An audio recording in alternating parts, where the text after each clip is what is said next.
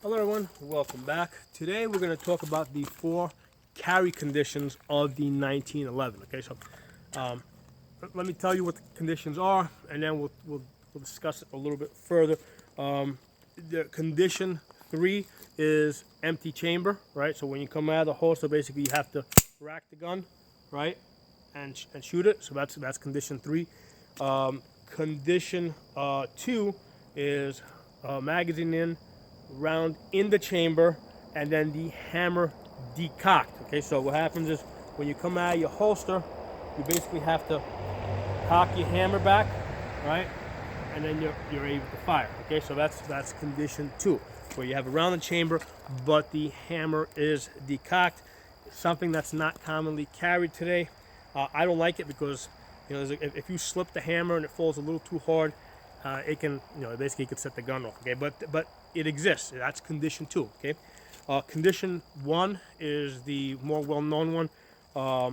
Basically round the chamber, cocked and locked. Okay, and then condition 0, right, round the chamber, thumb safety off. Okay, so there's around the chamber, thumb safety is off. Right, so now for a safety, we're basically relying on the back strap safety. Right, so that thumb safety is off.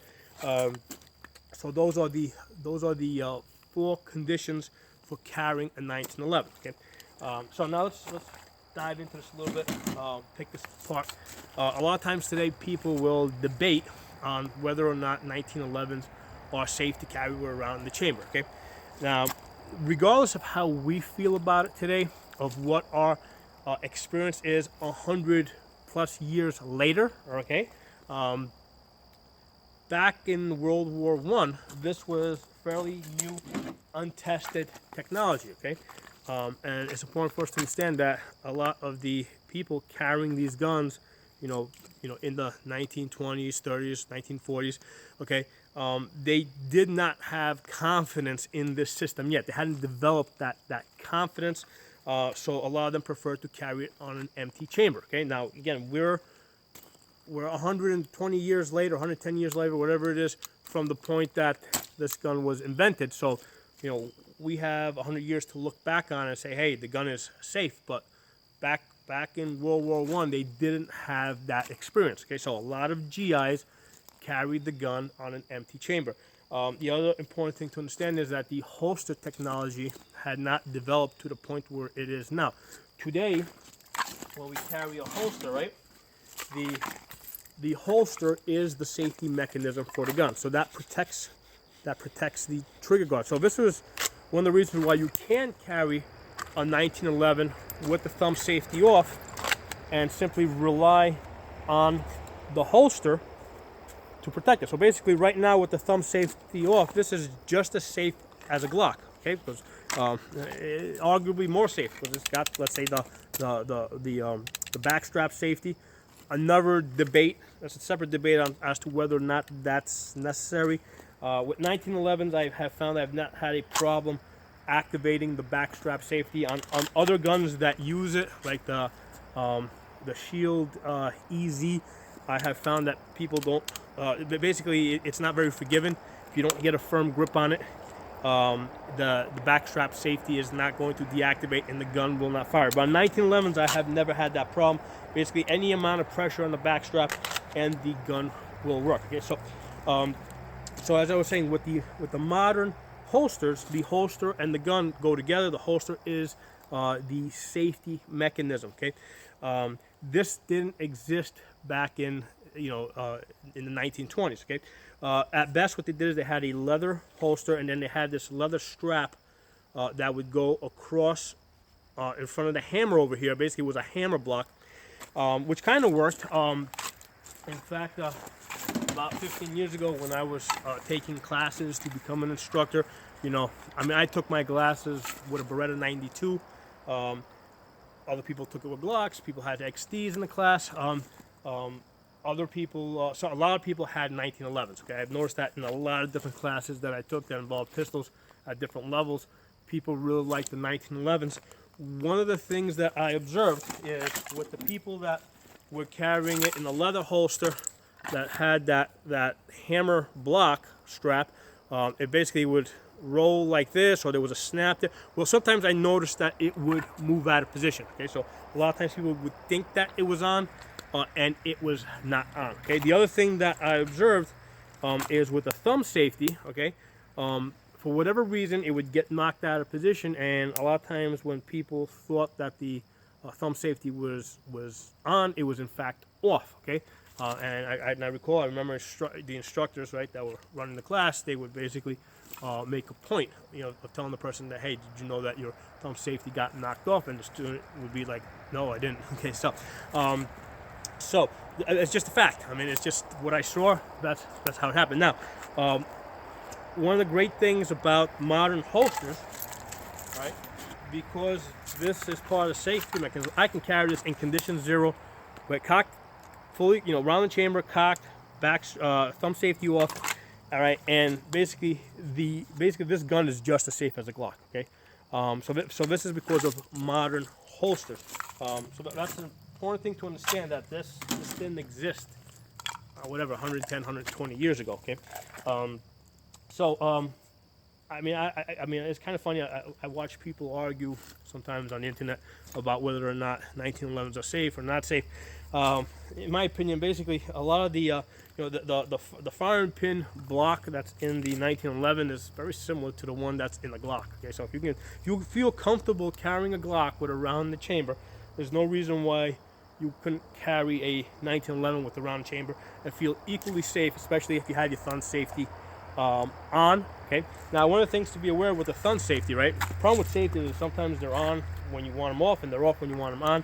When you shoot the 1911, basically your thumb has to ride on top of your safety, okay? Because that's the only way that you're going to be sure that your safety is off. Because the tendency for safety is for them, they kind of have a mind of their own sometimes. They go on when they want to, they go off when they want to. So with the 1911 safety, your thumb has to ride on top of your safety so that you will be sure every time that it is off. And that's regardless whether you use it or you don't use it.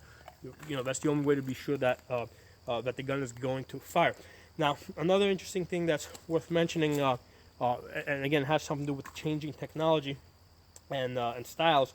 We said condition 3, empty round, empty chamber. Condition 2, round the chamber, you decock the hammer, right?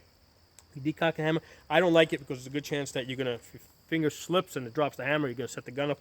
But one of the, when you come out of the holster, right, with the older designs, you see how this is like more of like an original GI version. This is the Rock Island 1911, which is more true to the original 1911 design. If you look at the beaver tail, you see how it comes down, okay, as compared to what you see in most modern 1911s, right? Like this Taurus 1911, it had the ambidextrous safety on both sides, right? As far as you decock it, as far as the, let's say you carry this in condition 2, when you come out of the holster, right, this beaver tail can kind of get in your way, because it has that big beaver tail that comes up, and it can be a little awkward to reach that hammer, especially with this hand, and activate it. I pretty much would have to come up and use this hand and activate it that way. Okay, so on the original 1911 design, where the beaver tail points down, okay, if you're carrying it, round chamber, hammered down, basically I can actually reach over. Not that I would want to, but I can actually cock the gun. It's very uncomfortable. I can actually manage to cock it one-handed. I can do it one-handed, all right, because of the way that the beaver tail is set up. It's pointing down, okay, but still I would prefer to come out, okay, and again, because it's pointing downwards, it's a more, I feel that it facilitates condition 2 carry better, okay. Not that I would carry it that way, but I can understand how they came up with this idea of condition 2 carry, okay. So what I'm going to do is, let me strap on a holster here and take a couple of shots. So I've got 2 holsters here. These are both really good holsters. This one's from Craft Holsters, Falco. I did a review on this. I'll put a description in the comment section. This one's from, this one is from Concealed Express. Okay, Also very good 1911 holster. I did a review on this. I'll drop a link below in the description to the other reviews that I did. Both very good holsters, but both of them, they cover the trigger guard.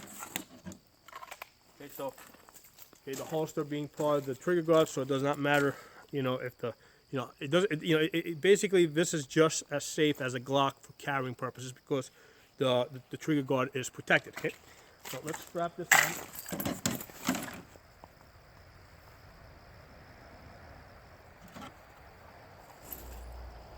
So this is an inside the waistband holster.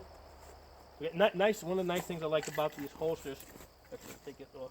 So if I need to use the rest, put this on. If I need to use the restroom, right?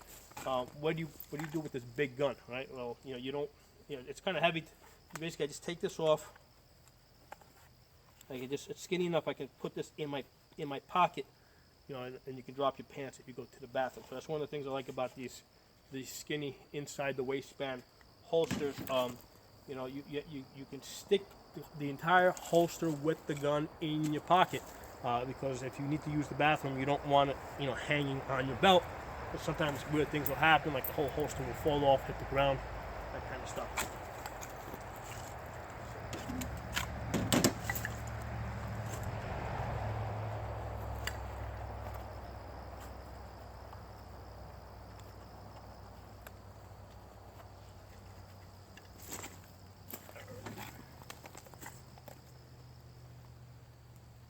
All right, so we're going to start off with condition 3. Okay, so we got a full magazine in there. We're not loading around the chamber. I'm going to holster the gun. Okay, so basically, come up, rack a slide, come out, thumb on top of the all right, safety on, gun goes back in the holster. Okay, so that is condition 3, where I had to rack the slide, put around the chamber before I could fire the gun. Okay, condition 2. Okay, there's around the chamber now, right? Because I just fired the gun. What I'm going to do is I'm going to decock the gun. Now here's the thing: you can't. Right now I have my thumb safety on, so I won't be able to decock the gun. So I have to take my thumb safety off, use my fingers there, and then slowly decock the hammer. Okay, put the gun back. There you go, back in the holster. So now to draw, I'm going to come up. I'm going to basically rack, cock the hammer, fire the gun. Okay, so condition 2: come out of the holster, cock the hammer, come out,